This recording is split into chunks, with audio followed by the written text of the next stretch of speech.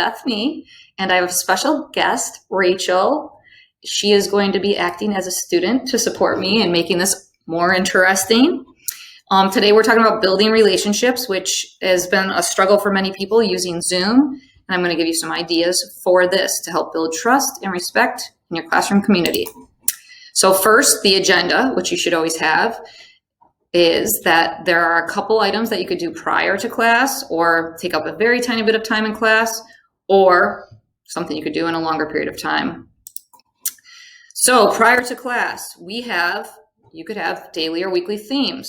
One idea would be, who's your favorite person? Maybe your favorite actor, actress, athlete. Rachel, who's your favorite? Will Ferrell. So she might dress up as Will Ferrell. I'm not going to ask from what movie. Secondly, you could do a favorite color, a weekly color, a daily color. And it doesn't have to be your whole outfit. It might just be you hold up a piece of paper of that color, because I know kids of different socioeconomic status might not have all colors. So think about that. Jokes, it helps kids to be able, you want to make sure they Google kid jokes too. So do you have a joke for me, Rachel? Why was the baby strawberry sad? Why was the baby strawberry sad? Because it fell off its vine? Because his mom was in a jam. His mom was in a jam. All right, what did the big flower say to the little flower? I don't know. Hey, bud. We're hilarious. So, see how jokes make you laugh? Laughing is great for building community. So think about that when you're meeting with your group. I'm going to try to be less with the ums, because we need to get moving. Morning greetings. So I did this in March, where I had a greeting that I mailed out to the students. And so this is me. Morning class. I just finished my 10-minute plank. Just joking. I did it for 3. See if you can beat 3. So that's just giving them a goal to set and interacting with them in a different way, giving them a little challenge, and having unstructured discussions. And that's helpful for building community.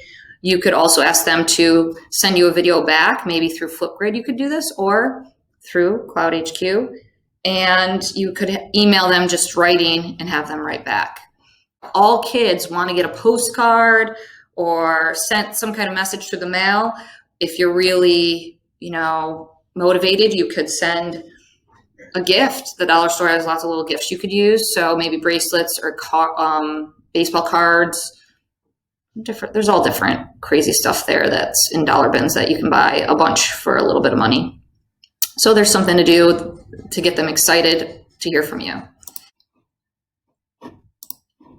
Something that takes minimal effort and time. So this might just be at the beginning of class or just at the end of class, but it doesn't interrupt the regular instructional time.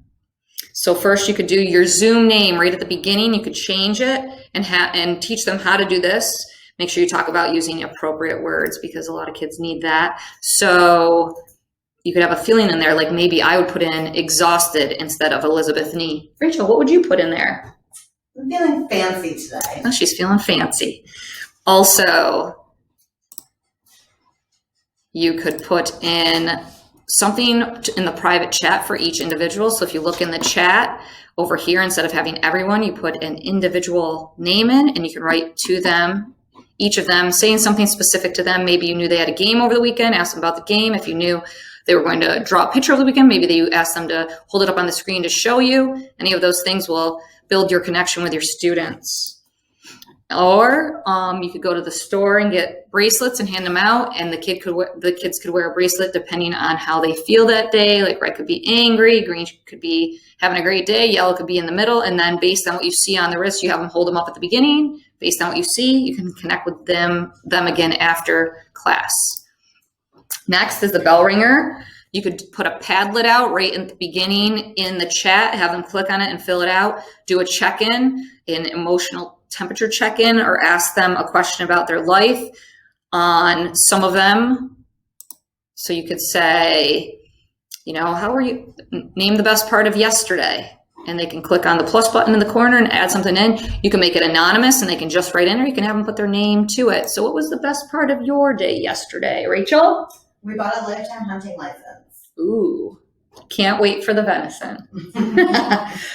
For me, the best part was I actually got to go to TJ Maxx. I love TJ Maxx, and I bought some special truffle popcorn. Medium effort and time. And you'll notice I'm trying to go quickly because this is supposed to be 10 minutes. So this is super helpful for students, is to have an agenda. I created one in Google Slides, but then I also video recorded it explaining what each part was. So this is my lesson plan for the day. You'll notice we have the positive product, a video that goes with it, and I quickly go over what the plan is for the day, and that helps students understand what they're doing, because sometimes if you just give them the agenda, they're not going to know what to look at first. So it's good to go through it with them. Next, classroom etiquette. This is video expectations of how to be on Zoom. Some kids struggle to want to even get on Zoom because they don't know how to act. So maybe sending this video out or creating your own. If you create your own, I would highly recommend that, because they want to see you, and your routine might be a little different than what this video is asking for. So creating an expectation for getting on Zoom helps students feel more comfortable getting on Zoom, because they want to know what they can and can't do. Morning meeting, you can show a social emotional learning video and then do breakout rooms and have them share. So let's quick look at this video. There are so many videos. What do you like to do for fun? What are your likes and dislikes? Some people like playing sports, some people like playing video games, some people like drawing and being creative, and other people like dancing, singing, or entertaining. It's good to know what makes you happy and brings you joy. Here are some fun questions to answer to learn not only a little bit more about yourself, but about your peers too. Name 3 things you like to do for fun. So that's where you could break out 3 things you like to do for fun. You talk to your neighbor about it. So if Rachel and I were doing that, Rachel, what are 3 things you like to do for fun? 3 things I like to do are watch sports, spend time with families and friends, and travel to new places. Wow. And Rachel and I have only started working together a couple months ago, so I didn't know she liked to travel to new places. That's something new I learned about her. My 3 things are: I love to work out, read, and hike with my family. So now we've connected over some new ideas. This is one of my favorites. A teacher at another district, he would go all over town and take pictures of himself at different locations. So maybe at the Price Chopper, at the University Inn, if you were in Canton, maybe at Stone Valley Trail, maybe at the St. Lawrence River. You pick a place, take a picture at it, and have the kids guess where you were. And maybe every day you do a different place, and at the end of the week you see who got them all right, and they can pick a place you go to. Maybe they secretly give you a place to go to for the next week. It keeps everyone engaged. So Rachel, where do you think I am in this picture? The Great Wall of China. Definitely the Great Wall of China. Obviously, this is something you might want to do with an older student, or you have it as a family activity and you get the parents involved, and then the kid and the parent might have fun finding where you're located. Here's a couple of ideas for things that are going to take a little bit longer, extended time. One is you have the kids break out with a picture and you ask them what they see. Rachel, what do you see in this picture? A duck. She sees a duck. I see a rabbit. Oh no, we see something different. But we can still be friends and understand people have different perspectives. On a hybrid remote day, you might want to take 1 hour or 3 different separate half-hour time periods and make them mandatory meet time with your students so that they see you. That definitely builds community and gives you an opportunity to talk about things outside of the school dynamic, because they're getting asynchronous material, and now you can meet and either talk about that material a little bit, make sure everyone understands what's going on, or you talk about other stuff like feelings and what kids do outside of school, or how things are going. You do an emotional temperature check. The big thing is to make sure it is consistent, a consistent time each week. Make sure you make it mandatory, and you might want to do a doodle poll to see what the best times are to meet, and if a parent needs to be around to help kids log on. You do a scavenger hunt and look for 2 things in your house or your room or wherever you are that makes you think of things you love, things you're thankful for, things you couldn't live without. So maybe 2 things I would pick would be, I can't live without my tea or my family, or 2 things you just really want to share. You know most kids are going to share their pet. Rachel, what are 2 things you might share? A picture and my dog. Nice. A picture of your family or a location? Yeah. Anything? Family. Awesome. Lastly, you could leave the Zoom open. And when you leave the Zoom open, you let the kids know that you're going to mute yourself and mute your video, but you will be there, kind of like a recess or lunch.